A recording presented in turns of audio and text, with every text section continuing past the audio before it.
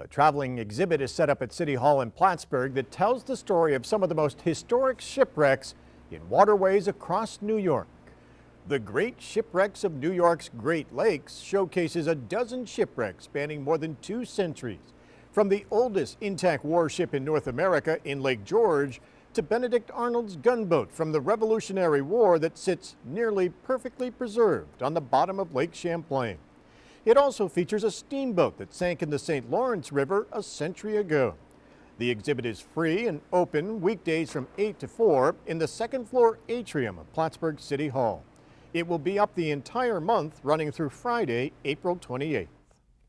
And joining us now to talk more about the exhibit is Dave White with New York Sea Grant and Mark Malchoff with Lake Champlain Sea Grant. Welcome to you both. Thanks for being here. Thank you. Dave, tell us about the shipwrecks that are highlighted in this exhibit. You know, we're excited that the great shipwrecks of New York State's Great Lakes, and by great we mean in quotes because it really includes all of the lakes, is on display here in Plattsburgh. It was designed for the 2014 New York State Fair, and the nice thing about it is it includes interpretive panels with 2 shipwrecks for Lake George, Lake Champlain, Finger Lakes, Lake Erie, Lake Ontario, and the St. Lawrence River. So there's 12 different shipwrecks across New York that are highlighted with some additional information on understanding shipwrecks. Why do we have so many shipwrecks? And the nice thing by having those 12 highlighted, it really talks about the history of New York, which is, I often tell people, the history of New York is the history of the United States. It started here, began here. We have such a wealth of maritime resources that the exhibit really can begin to bring that to life, be it, French and Indian War, Revolutionary War, War of 1812, commerce, movement of people across the state. So it provides that window into our history that a lot of us don't get a chance to oftentimes talk about or see if you're not a diver to get out there and see them underwater. What are some of the shipwrecks that you highlight? And some of the shipwrecks we highlight are some of the most fascinating ones that are, world renowned. We've got the Ontario in Lake Ontario, which is an extremely historic, one of the most historic shipwrecks. They call it the Holy Grail of Lake Ontario. Down in Lake George, you've got the Radeau, the oldest intact warship in North America. Right here in the backyard, Lake Champlain has Benedict Arnold's gunboat on the bottom, still intact. And people often forget cold, fresh, deep water keeps these wrecks just as they were when they went down. So it does provide us that great window of how did they design them? What were they being used for? A lot of canal boats. So you can go through all the different generations and just see this wealth of information that, and again, because a lot of folks aren't divers, it can bring that to life to them. And roughly how many shipwrecks are there across New York altogether? In the exhibit, it actually says that, there's over 10,000 shipwrecks in New York. And again, that includes, everything from a little dinghy to, some of these fascinating vessels that we talk about. And dating back centuries? Centuries, absolutely, yes, yes. Are divers today still discovering more shipwrecks? Oh, absolutely. All the time. Yeah, we call it the wreck of the year in some cases because there's actually a lot of enthusiasts, especially now with side scan sonar, ROVs, and the new technologies, and they're finding them in deeper water.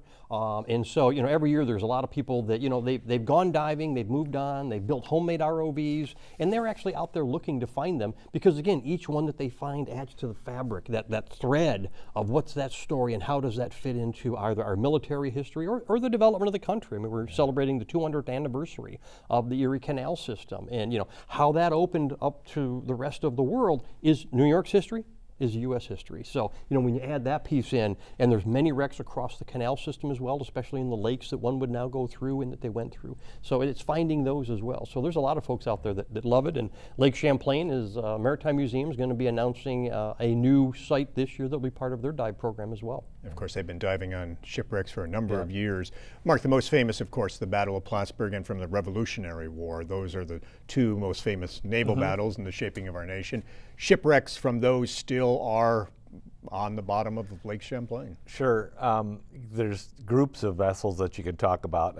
Obviously, the military vessels were really important. Pretty well documented history of the Confiance anchor being blown off in the Battle of Plattsburgh, and really nice job of conserving some of those materials that are on display now in City Hall. Which folks can see on the way up to the exhibit on the first floor of City Hall in Plattsburgh, the anchor that's been restored. Right. You mentioned, divers still finding shipwrecks today, and there's a really easy way to understand how this stuff continues to be found, and that's the technology.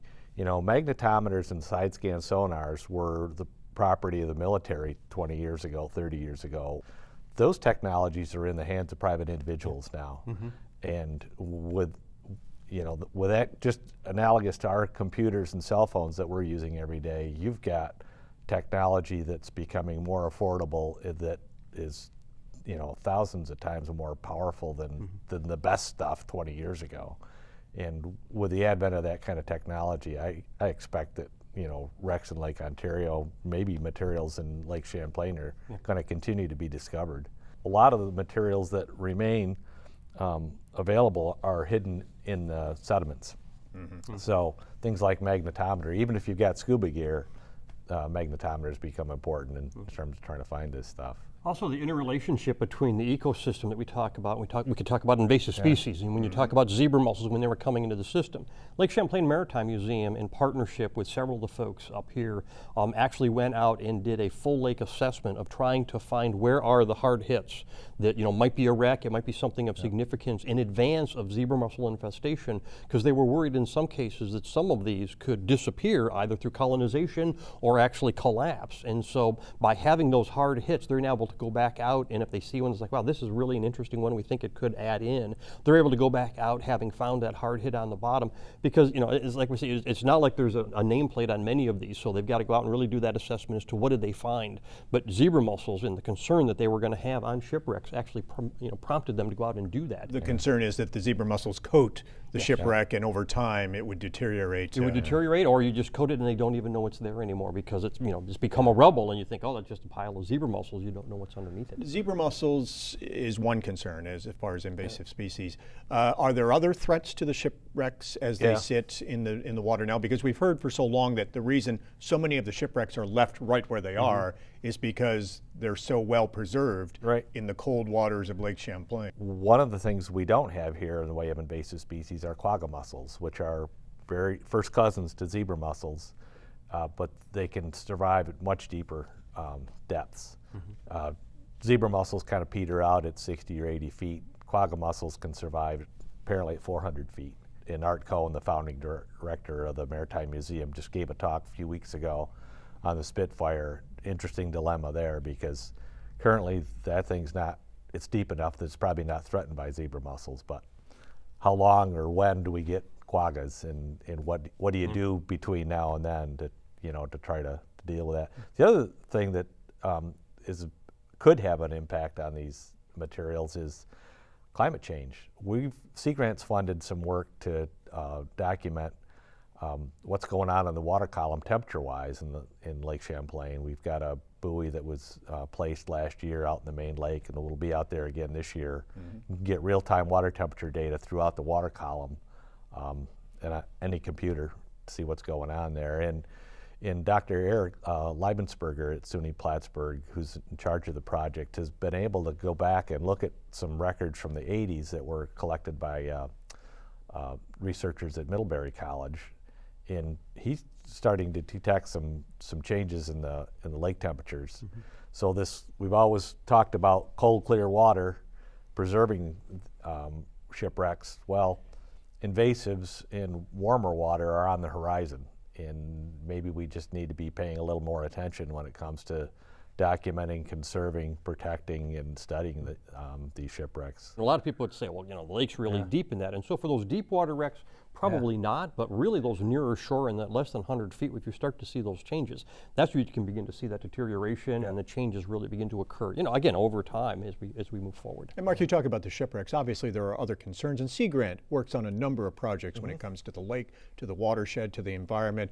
If you're seeing an increase in the water temperature, that probably raises other concerns about algae growth, algae blooms, what impact it has on fish species. You folks for a number of years have been studying the fish in Lake Champlain. Of course, the fish, very popular with sportsmen, with fishermen, a big draw for fishermen from across the country that come to the fishing tournaments in Plattsburgh. And you've been participating in a number of studies over the years to really evaluate the fisheries and take steps to make sure it stays strong. Yeah, it's probably hard to get into any specifics relative to fisheries and climate change.